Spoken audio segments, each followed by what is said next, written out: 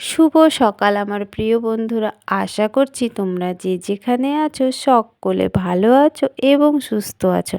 নদিয়া জেলার ছোট্ট একটি গ্রাম থেকে আমি অনিতা তোমাদের সকলকে জানাই আমার ব্লগ চ্যানেলে অনেক অনেক স্বাগত আর অনেক অনেক ভালোবাসা। তা বন্ধুরা, এখন বাজে ঘড়ির কাঁটায় ঠিক 7টা 15। আর প্রত্যেক দিনের মতো ঘুম থেকে উঠে উঠোন ঘরটা ঝাড় দিয়ে নিয়েছি। তারপরে ওই যে মুরগির বাচ্চাগুলো ছিল সেগুলোকে দিয়ে এসেছি ওপরে। আর ওদের খেতেও দিয়েছি, জলটা পাল্টে আবার জল দিয়েছি। আর চারিদিকে ভালো করে ঢাকা দিয়ে দেখো নিচে চলে এসেছি। আর নিচে এসে একদম সোজা চলে এসেছি উনুনের পাড়ে। গোবর মাটি গুলে উনুনের পাড়ে চলে এসেছি। আর উনুন থেকে বাসি ছাইগুলো তুলে নিয়েছিলাম আর উনুনের পাড়টা কিন্তু ঝাড় দিয়ে নিয়েছিলাম। তারপরে দেখো আমি লেপতে শুরু করে দিয়েছি। আর উনুনের ওদিকটা তো লেপা হয়ে গেছে আর এখন আমি এদিকটা লেপে নেব।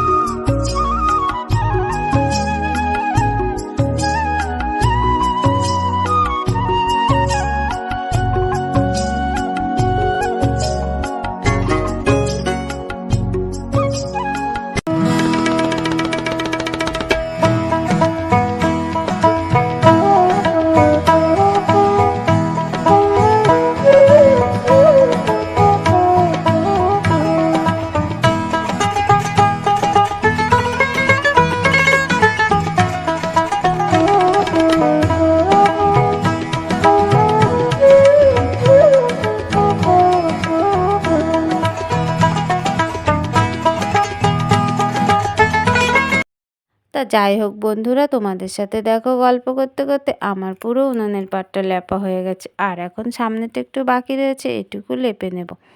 তারপরে তো থালা বাসন রয়েছে, সেগুলো ধুতে চলে যাব। তা থালা বাসন সব মেজে ঘষে একদম পরিষ্কার করে দেখো চলে এসেছি ঘরে। আর ঘরে এসে এই যে দেখছো দুটো চাদর, এই চাদর দুটো ভাঁজ করতে হয় প্রত্যেক দিন। কারণ হচ্ছে ঘরে তো লাইট জ্বালা থাকে রাত্রেবেলা। আর ওই চাদর দুটো চোখের সামনে দিতে হয়, না হলে তো চোখে আলো পড়ে। তা সেই জন্য হচ্ছে প্রত্যেক দিনে দুটো দিতে হয় আর প্রত্যেক দিনই ভাঁজ করতে হয়।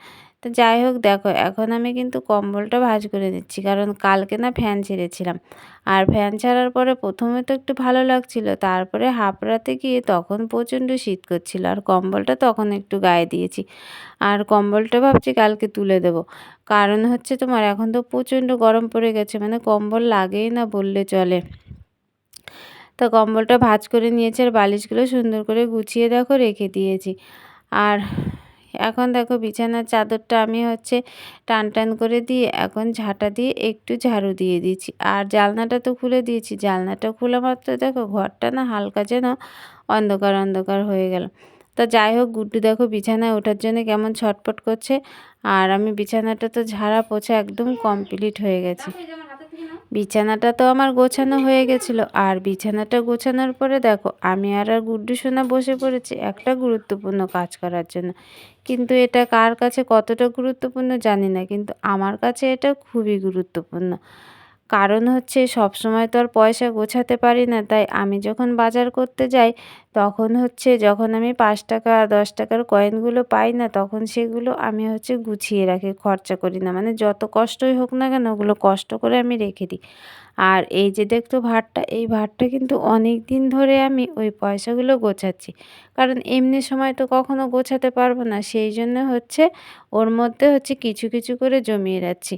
আর ছোট্ট সংসারে হচ্ছে তোমার কখনো জমানো যায় না, এইভাবে অল্প অল্প করে আর কি গুছিয়ে রাখতে হয়। মানে সেইভাবে আমি রাখছি, হয়তো একদিন না একদিন আমার এই ভারটা ভরবে। তারপরে হয়তো এই ভাড়ের টাকাগুলো দিয়ে আমি অনেক বড় কাজ করতে পারবো না, কিন্তু ছোট্ট ছোট্ট কোনো কোনো কোনো কাজ আমি করতে পারবো। তাই এইভাবে ছোট্ট সংসারে মানে গুছিয়ে রাখার চেষ্টা করি আর কি। মানে আমাদের তো সামর্থ্য নেই যে একবারে অনেকটা টাকা গোছানো, সেই জন্য এই ছোট্ট ছোট্ট মানে ভাড়ে অল্প অল্প কিছু করে মানে জমিয়ে রাখি। মানুষে বলে না যে হচ্ছে বিন্দু বিন্দু করেই সিন্ধু তৈরি হয়।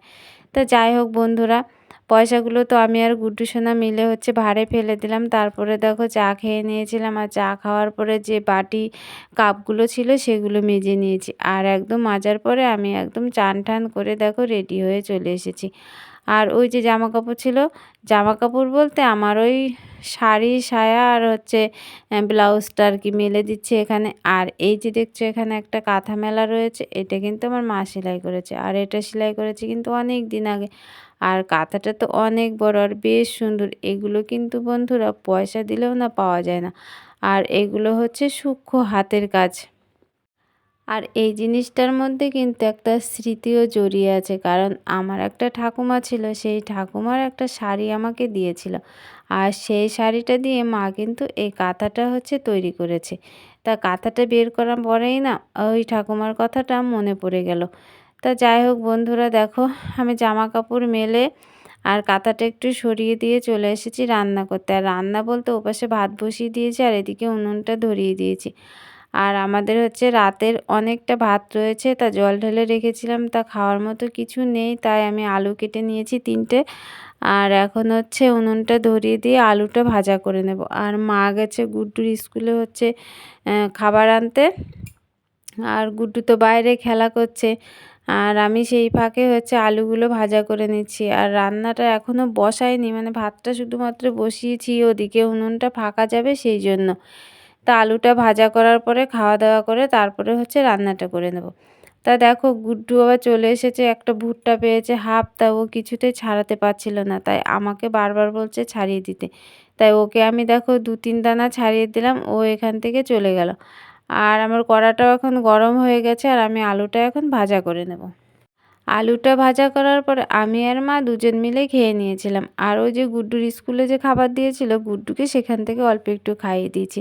তারপরে দেখো আমি রান্নাঘরে আবার চলে এসেছি। আর ওই যে দেখছো আমি সবজি কাটতে বসেছি। সবজি বলতে আগের দিনের একটু কচু ছিল, তাই সেইটুকু আমি ভাতে দিয়ে দেবো, তাই হচ্ছে ছাড়িয়ে নিচ্ছি। আর আজকে রান্না করব ডাল। ওই যে দেখো আমাদের গাছ থেকে কিন্তু আমি সজনে পেড়ে নিয়ে এসেছি, মানে ছাদে উঠেছিলাম, তারপরে লাঠি দিয়ে বাড়ি মেরে মেরে পেরেছিলাম। আর ওই সজনেগুলো সব নিচে পড়েছিল আর সব না ভেঙে গেছে, তাই ভাঙা ভাঙাগুলো এখন কেটে নেব, আর যেগুলো আস্তে রয়েছে রেখে দেবো কালকের জন্য। তা সজনেগুলো এখন আমি কেটে নিয়েছি। আর হচ্ছে আগের দিন তো গুড্ডু টমেটো তুলে নিয়ে এসেছে, তার অনেকটা টমেটোই ছিল, সেই টমেটোগুলো হচ্ছে কেটে নেব, মানে বেশ পেকে গেছে একদম ছোট ছোট। এখন তো গাছ প্রায় মানে শেষের দিকে আর কি, এখন সেই আর বড় বড় হয় না, এখন খুবই ছোট ছোট টমেটোগুলো হয়। আর হচ্ছে কেমন রঙগুলো একটু অন্যরকম হয়ে যায়, তাই তুলে নিয়ে আসা হয়। আর আমি রেখে দিই, তা গুড্ডু সোনা হচ্ছে যখন বায়না করে তখন হচ্ছে ওকে চাটনি রান্না করে দিই। তা চলো এখন আমি সজনেগুলো সব কেটে নিই। সজনে কাটা হয়ে গেছিলো, তারপরে দেখো আমি টমেটোগুলো কেটে নিচ্ছি। আর তোমাদের তো বললাম টমেটোগুলো কিন্তু একদম ছোট, তাই আমি 4 ভাগ করছি না, সব 2 ভাগ করে কিন্তু রেখে দিচ্ছি। আর একদম দেশি টমেটো তো, যখনই এর হচ্ছে একটু মানে লবণ দিয়ে নাড়াচাড়া করব তখনই কিন্তু টমেটোগুলো গলে যাবে। তা দেখো বন্ধুরা আমার কিন্তু রান্নাবান্না সব হয়ে গেছে। আর রান্নাবান্না করার পরে আমি ভাতটা না মানে 2টো গামলায় বেড়ে নিয়েছি, মানে গামলা ছোট সেই জন্য হচ্ছে 2টো গামলায় বাড়তে হয়েছে। আর ভাতটা বেড়ে রাখলে না রাত পর্যন্ত খুবই ভালো থাকে, আর হাঁড়ির মধ্যে থাকলে ঢাকা থাকলে মানে রাত্রেবেলা নষ্ট হয়ে যাওয়ার ভয় থাকে, সেই জন্য আমি গামলায় বেড়ে নিয়ে একদম হাঁড়ি করা আর যা টুকিটাকি থালা বাসন ছিল সব কিছু নিয়ে একদম কলপারে চলে এসেছি। আর গুড্ডু সোনাকে না এখনও চান করায়নি, ভাবছি এই থালা বাসনগুলো ধুয়ে তারপরে গুড্ডুকে চান করাবো, তারপরে খাইয়ে দাইয়ে হচ্ছে ঘুম পাড়িয়ে দেবো। তা আজকে কি কি রান্না করেছি সেটা তো তোমাদের দেখানো হয়নি, মানে আমি রান্না করার সময় একটু বলেছিলাম, তা থালা বাসনগুলো ধুয়ে নিয়ে গিয়ে তারপরে তোমাদের দেখাবো আজকে আমি কি কি রান্না করেছি।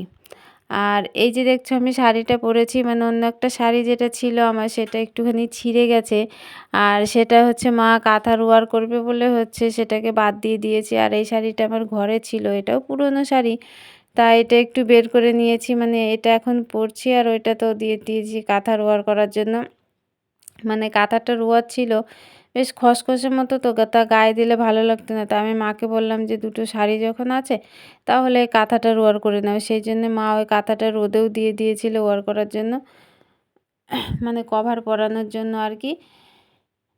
তা ওটাকে বিকেলবেলা কভার করা হবে আর তারপরে হচ্ছে পরানো হবে। তা যাই হোক বন্ধুরা দেখো আমার থালা বাসনগুলো কিন্তু সব মাজা হয়ে গেছে, আর এখন আমি সব থালা বাসনগুলো ধুয়ে নেব।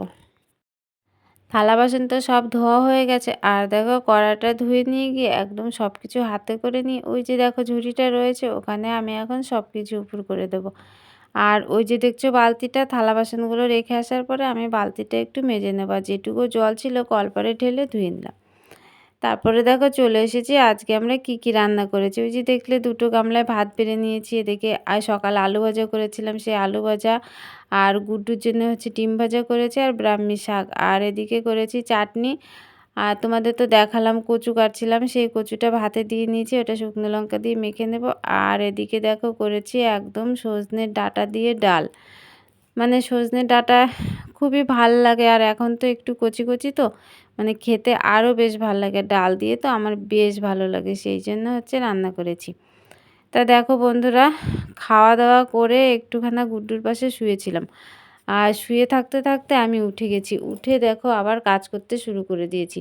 আর মাও তো একটু শুয়েছিল, তারপর ওদিকে যে জামা কাপড়গুলো ছিল সেই জামা কাপড়গুলো মা তুলে নিয়ে আসলো।